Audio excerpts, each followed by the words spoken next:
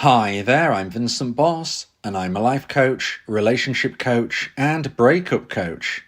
You can change the language of this podcast in the YouTube video settings. And in today's podcast, we're going to be discussing, after months apart, this catches up with your ex. I provide audio coaching for breakup recovery, trying to get an ex back, attracting someone new, and life coaching.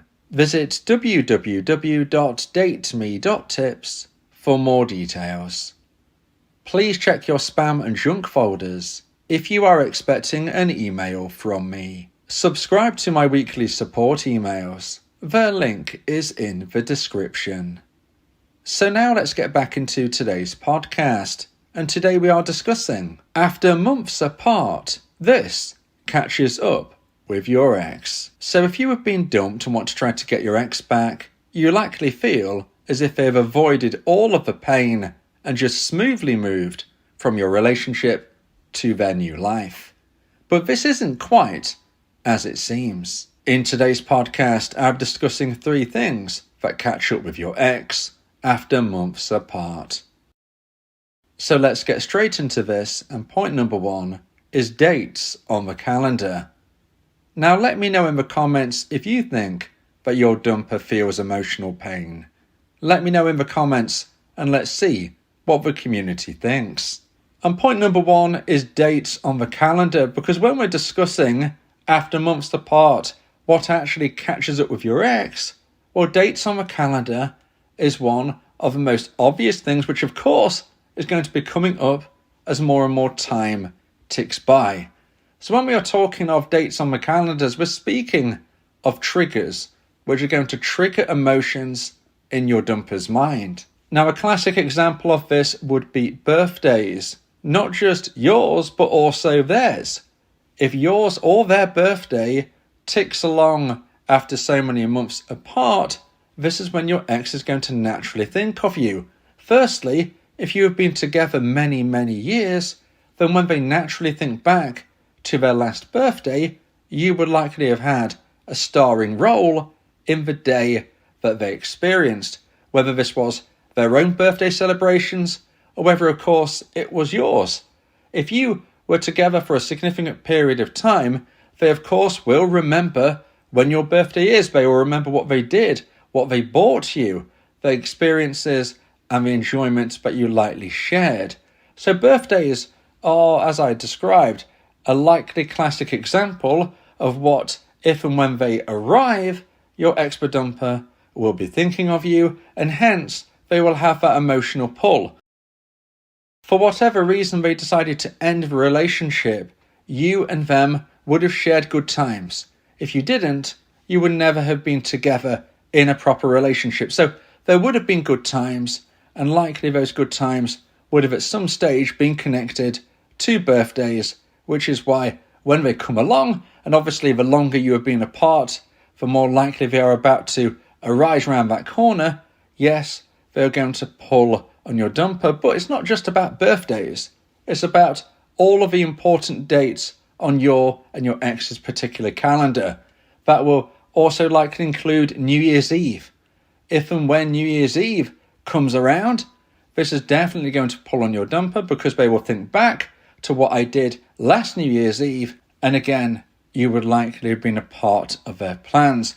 There are many other dates on the calendar which could be deemed as obvious for those people who celebrate Christmas or other religious festivals. Again, this is when it will obviously link in. But it's not just about those days on the calendar which we all have on our diary and you can just see and know that everybody celebrates. It is about those personal dates on the calendar which might not necessarily be known by anybody else other than you and them. Now maybe this, of course, could be the anniversary that you shared within your relationship when you first got together. That will obviously have that emotional pull, but it could be connected to things you had plans for. It could be, for instance, maybe you were going to be attending a wedding and you were going to be each other's plus one. Maybe it was somebody that you knew, somebody that your ex knew, maybe it was somebody that you both knew, but you were going to be going together as a couple. All of a sudden, either you are going on your own, or you're now finding out you no longer have an invite due to the breakup. Now, this as a dumpee is going to unfortunately hurt you, but what you might not have considered is that your ex-dumper is going to be going through those exact same pains when those dates come around. So dates on the calendar are really, really powerful. And if you think, well, my ex-dumper just smoothly moved from our relationship ending into this new life they are living, well, listen, it will catch up with them. They're not going to, quote unquote, get away with avoiding the emotional pain forevermore, because those dates on the calendar hit, and they hit quite hard.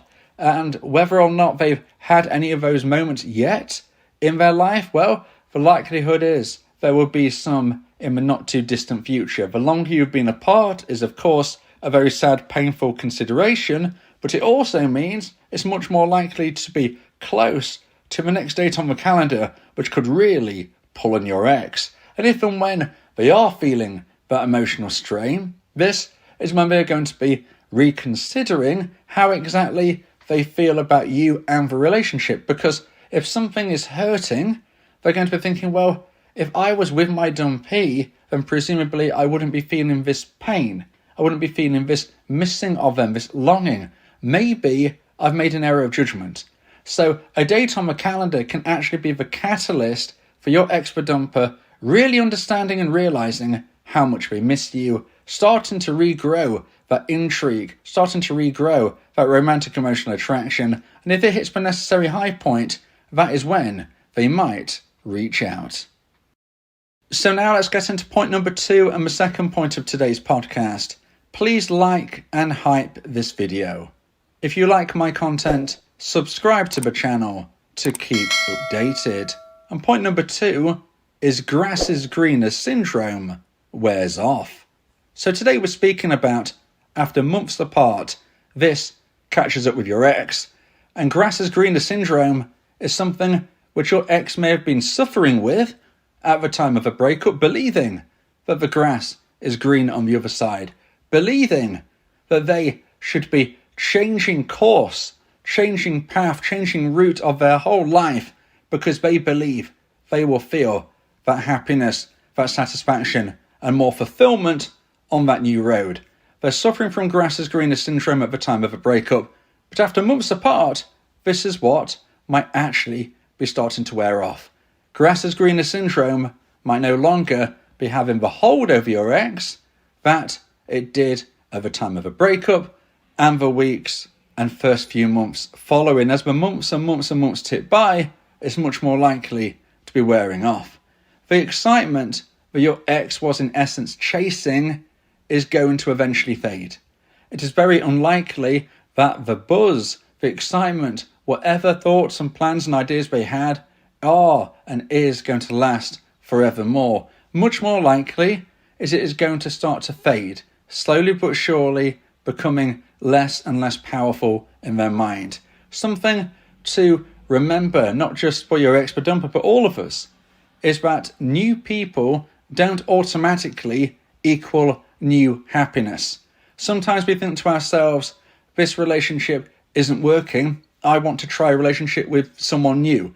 And although I would never encourage people to stay in a relationship where they are deeply, deeply unhappy, because obviously that is not healthy, it is also something to bear in mind that you need to try and see if you can grow the relationship you're in, if you can, quote unquote, fix that relationship. Are there things from your side that could be done to improve things?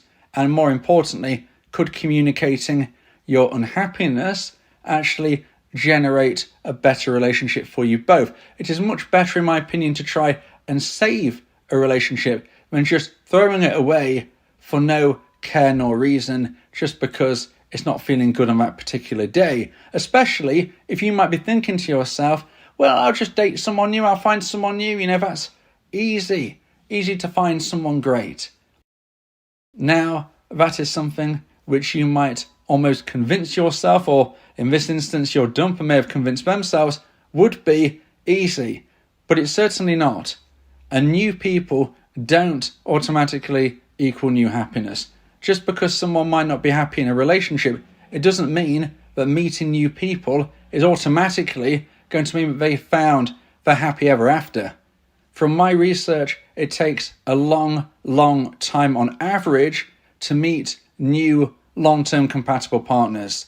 This, of course, isn't something you can say definitively, but in an average sense, from what I have seen, it takes more than a year, more than 12 months of active searching, more than 12 months of active looking and dating before you are statistically likely to find someone new who might be long-term compatible. So the thought that you could end a relationship as your dumper did and then start dating new people and instantly find the forever person, that is disillusional. That is not likely to play out that way. It doesn't mean they might not go on a few dates. It doesn't mean they might not even get into a relationship, but this would more than likely transpire to be what we refer to as a rebound relationship, a relationship which ends almost as suddenly as it began, even if there may be a number of months of the relationship actually being active, even though it might seem as though things are moving really, really fast.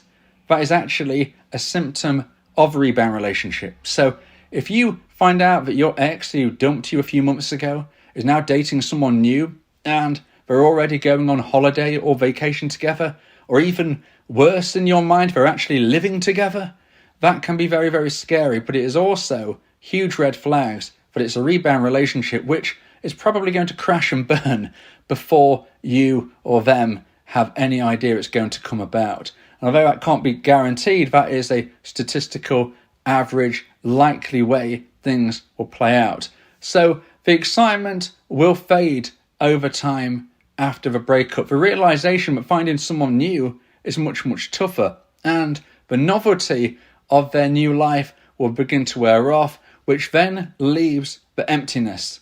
And the emptiness, and that can morph into the loneliness, is what stays with us, which will stay with your ex-dumper.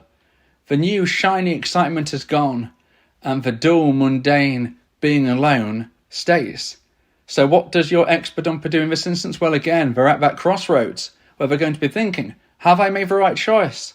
Was being with my ex-dumpee so bad? Could we have fixed things? Could we have worked harder at things? Should I reach out to them?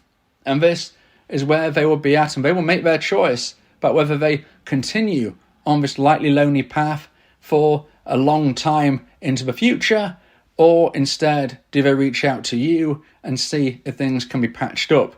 Only time will tell, nothing is guaranteed, but after months apart, this is certainly something which will catch up with your ex.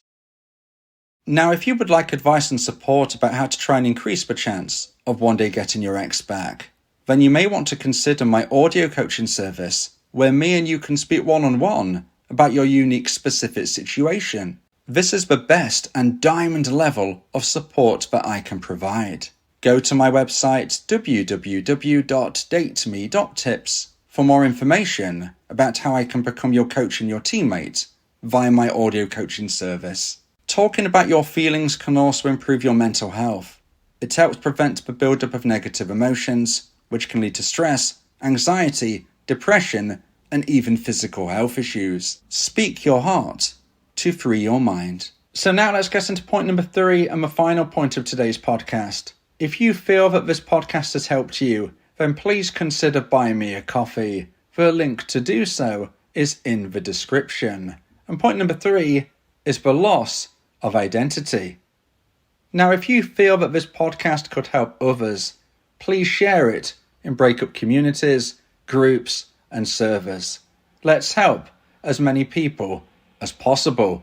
And point number 3 of today's podcast about what is going to likely catch up with your ex-dumper after months apart is the loss of identity. Who are they? Who are you? Who am I? That and those are the questions that you as a dumpee have sadly been likely asking yourself as a newly single person, but also your ex-dumper will be asking themselves. When a breakup takes place, we often struggle with who we are. What is our identity as a single person rather than as part of a couple and a unit. We no longer have that teammate. We're currently going alone. Now you, sadly, dumpees, have likely totally understood what I'm saying here, because you're probably going through that struggle and that grind now. And listen, you will get through this. With or without your ex, you will have a positive future and you will find yourself. But what is interesting is that most dumpers don't seek support during this portion of struggle. So whereas you as a dumpee are currently listening to this podcast, you are getting that support. Most dumpers do not do so. For all of the dumpers that I've spoke to so many more dumpees. Every time I have tried to do research about my listener base, I have many more dumpees listening rather than dumpers. And that has been across all of the years I've done this job, which says to me that dumpers are a lot less likely to seek support. But it doesn't mean they don't go through the same struggle. So the loss of identity is absolutely real on both sides. And whereas at first, with the whole grass is greener syndrome and everything that surrounds that, your ex, the dumper, might be trying to push forward and experience life on their own path during what I refer to as the single honeymoon period. But at some stage, as we've already described, they will come out of that other side where the grass is greener syndrome starts to wear off. And if and when that happens, they really are left with themselves, as we've described. They are in essence alone. This is when you really have to look in that mirror, physically and metaphorically. Who am I? And remember, they are not likely to be getting the emotional support that you as a dumpee are seeking. So they're really doing this alone from all angles. Who are they? What do they want from their life? What are they going to do from here?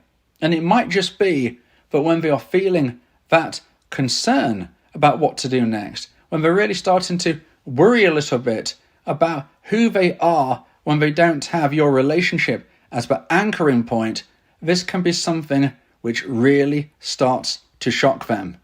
And when this shock resonates into the fact that they could potentially remove all of that struggle and pain by contacting you as a way to see if there is a way to reconnect once more, that often is an option that a dumper will want to take, as long as the dumpee doesn't chase their ex away and make themselves seem as if they are the worst option in comparison to the dumper going through the struggle alone.